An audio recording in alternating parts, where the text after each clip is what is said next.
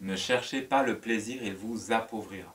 Cette parole n'est pas de moi, cette parole est du maître Omram Mikhaël Aïvanhov et je vous propose d'aller explorer cette parole, d'aller voir qu'est-ce qu'est devenu cette parole parce qu'il l'a prononcée, disons, entre 1960 et 1980 dans une époque qui peut sembler différente de l'époque actuelle mais qui fondamentalement est la même et cette parole qui est une parole de grande sagesse, ne cherchez pas le plaisir, sinon il vous appauvrira. Cette parole, nous allons voir en quoi elle est vraie. Alors c'est parti. Qu'est-ce que nous dit le maître au sujet de cette parole? La jeunesse d'aujourd'hui réclame la liberté sexuelle en pensant que c'est là qu'elle trouvera l'épanouissement, le bonheur et la joie. Donc on est dans une époque où en fait les êtres s'affranchissent d'un certain ordre et ils veulent aller vers un autre ordre et ils veulent la liberté sexuelle, ce qu'à l'époque on a appelé la liberté sexuelle. Donc c'est vraiment intéressant parce que on voit que ce courant qui s'appelle liberté sexuelle, liberté, est-ce que c'est liberté? Qu'est-ce que c'est en fin de compte la liberté sexuelle? Il y a plusieurs façons de comprendre cela parce qu'il y a plusieurs compréhensions de la liberté. Donc arrêtons-nous quelques instants sur ça. Il y a dans le monde des niveaux. Il y a des niveaux de compréhension qui sont associés à certaines alliances. Par exemple, tu as l'homme, la femme, peu importe, et tu as la lignée matérialiste, avec des niveaux dans cette lignée. Tu as la lignée spirituelle, avec des niveaux dans cette lignée. Et tu as la lignée des fils de Dieu, avec des niveaux dans cette lignée. À chaque niveau, il y a une définition de liberté, et pour le cas qui nous intéresse, il y a une définition de liberté sexuelle.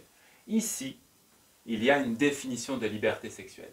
La divinité qui préside à la lignée matérialiste, c'est Satan. Son idéal sexuel, ce que lui appelle la liberté sexuelle, ce n'est pas du tout ce que lui appelle la liberté sexuelle. La liberté sexuelle de la divinité qui préside à la lignée spiritualiste, c'est Lucifer. Ici, il y a liberté sexuelle. Tu peux écrire un livre, tu es inspiré, tu écris un livre sur la liberté sexuelle, tu es inspiré par Lucifer. Il n'y a pas du tout la même chose que celui qui écrit un livre qui est inspiré par Satan. Ce n'est pas du tout la même inspiration, ce n'est pas le même objectif. Ici, il y a des choses extrêmement obscures. Je ne les nomme même pas. Il y a des maîtres qui sont connus d'ailleurs, certains sont connus, qui ont développé cette lignée-là. Ils appellent ça liberté sexuelle. Ici aussi, il y a des êtres qui ont développé ça, liberté sexuelle. Là, on a, je pense par exemple à Mantakya ou d'autres. Il y a des êtres dans le tantra. Il y a aussi dans le tantra une lignée vivante. Mais il y a une lignée de spiritualité illusoire, la lignée luciférienne. Il y a toute une gamme de choses qui sont dans cette lignée-là, des enseignements, etc. Là, quand le maître Omram Mikhaël Aïvanhov parle de la liberté sexuelle, voilà, la jeunesse d'aujourd'hui, donc la jeunesse de son époque évidemment, aujourd'hui, c'est plus la jeunesse, hein, c'était il y a entre 40 et 60 ans. Donc la jeunesse de son époque, c'est les grands-parents d'aujourd'hui. La liberté sexuelle dont il parlait principalement, elle était plutôt à ce niveau-là. C'est-à-dire dans la lignée sataniste, mais pas au plus haut. Pas dans... Bon, je ne dis rien. Ou alors elle était par là. C'est-à-dire ici, qu'est-ce qu'on avait? Ici, on avait, c'est ce dont il parle après, dans l'extrait. Ici, on avait la pilule, par exemple. Voilà. Ici, on avait, par exemple, le fait d'enlever les conditions morales. Voilà. La morale, mais pas de morale, justement. Le fait de pouvoir avoir des relations sans mettre une dimension morale. C'est une approche sataniste.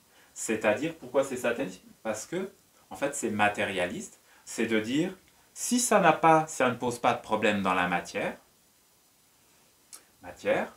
Si ça ne pose pas de problème dans la matière, alors on peut enlever la morale. Si ça ne pose pas de problème dans la matière, alors on peut prendre la pilule. Bah, aucune importance. Ça ne pose pas de problème dans la matière. Sauf que quand tu supprimes la morale, que tu prends la pilule, après tu as, par exemple, dans les étapes, tu as l'avortement, c'est déjà au-dessus. En fait, avortement, c'est déjà au-dessus. Bon. C'est déjà au-dessus parce qu'on a une intervention physique et on va faire couler le sang. Donc c'est déjà, on est toujours dans cette lignée-là. C'est au niveau matériel et il n'y a pas de dimension spirituelle. Donc voilà, on est là. Est-ce que c'est bien, est-ce que c'est mal? Je ne veux pas forcément prononcer. C'est aussi à toi d'évaluer, c'est à toi de te faire ton idée.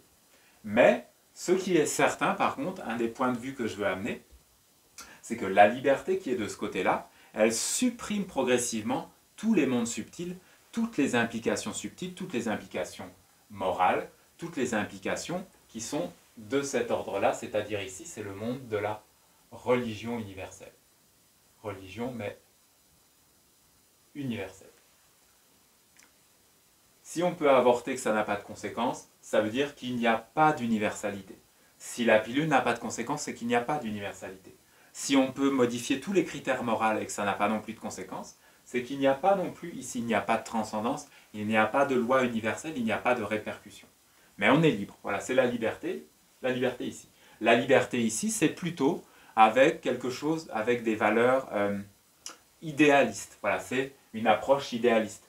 Oui, mais le pluriamour, par exemple, on est, voilà, j'aime tout le monde, tous les êtres s'aiment, des idéaux. Une vision de la liberté sexuelle avec des idéaux. Et ici, il y a aussi une vision de la liberté sexuelle. Mais la liberté sexuelle ici, ce n'est pas du tout la même chose. C'est pas du tout la même chose. Et il y a aussi des étapes. Il y a des crans, je ne vais pas toutes les nommer. Peu importe, en réalité, c'est à toi d'explorer, c'est à toi d'entrer sur le chemin. Mais une des premières choses à comprendre pour entrer dans cette lignée-là, et y compris avec la notion de liberté sexuelle, c'est que la première chose dont tu as besoin qu'elle soit libre, c'est ton âme. C'est ton âme. Si tu vas vers la sexualité en te disant « il faut que mon âme soit libre », alors là, c'est pas sûr que tu touches à ça. Là, c'est pas sûr que tu touches à ça. Et c'est pas sûr que tu touches à ça. Des idéaux décalés de tout, des idéaux qui planent. Non, tu vas te dire, en fait, mon âme doit être libre. Alors, il faut que je sois dans la loi de Dieu. Parce que si je ne suis pas dans la loi de Dieu, voilà, là, c'est liberté de l'âme. Si je ne suis pas dans la loi de Dieu, je crée un endettement. Cet endettement est vivant. Il va me suivre comme un enchaînement, comme une chaîne, comme un boulet, comme une oppression, comme une succession de causalité, un endettement, un karma. Si tu veux que ton âme soit libre et avoir une sexualité libre au sens divin du terme, ce qu'il te faut avant tout, c'est connaître la loi de Dieu. Voilà, je n'en dis pas plus. Pour l'instant, c'était vraiment juste une petite introduction à partir de ce texte d'Omram Mikhaël Ivanov. Merci au maître pour cet enseignement. Je vous encourage d'ailleurs à étudier cet enseignement. Je vous encourage aussi à liker cette vidéo, à partager cette vidéo, à suivre l'enseignement de la sagesse immortelle. N'hésitez pas à participer aux stages et aux rencontres et aux accompagnements que je propose pour vivre avec la sagesse immortelle. Et sait-on jamais si vous avez le courage et la force de passer par ce chemin et de trouver la liberté de l'âme. Je vous remercie et je vous dis à bientôt pour un nouvel enseignement de sagesse immortelle.